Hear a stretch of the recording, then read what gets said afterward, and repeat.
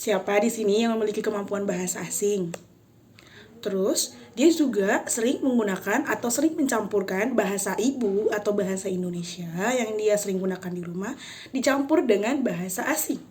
Atau mungkin pernah mendengar pencampuran kata atau kalimat seperti dalam video ini? Dan fungsi dari komunitas ini adalah untuk memfasilitasi cross-disciplinary and cross-cultural, cross-country collaboration, especially when it comes to solving world issues together and challenges that we experience collectively. Atau seperti ini? Kita bahas dulu imposter syndrome itu apa. Oke, mungkin let's just put the definition here, yang kayak the internet definition. Nah, pada video yang pertama terdapat peralihan bahasa dari satu bahasa ke bahasa lain secara menyeluruh.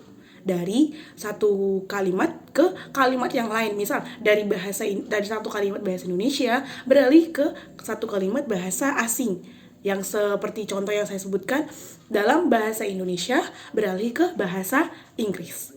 Sedangkan pada video yang kedua terdapat penyisipan satu kata atau lebih dalam satu kalimat. Jadi di dalam satu kalimat itu digabung bahasa Indonesia atau bahasa Indonesia ke bahasa asing yang dalam video yang saya berikan yaitu bahasa Inggris. Lalu, apa yang menjadi faktor pendorong atau menjadi faktor penyebab dari alih kode dan campur kode? Nah, yang pertama, faktornya itu karena memiliki latar belakang pendidikan yang bilingual, yaitu dari bahasa Indonesia ke bahasa Inggris.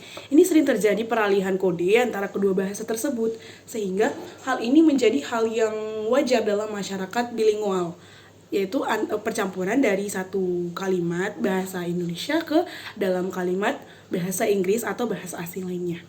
Dan yang kedua yaitu penutur ingin menyamakan dirinya dengan mitra tuturnya atau dengan lawan bicaranya. Yaitu jika lawan bicaranya menggunakan bahasa Inggris atau bahasa asing, maka si penutur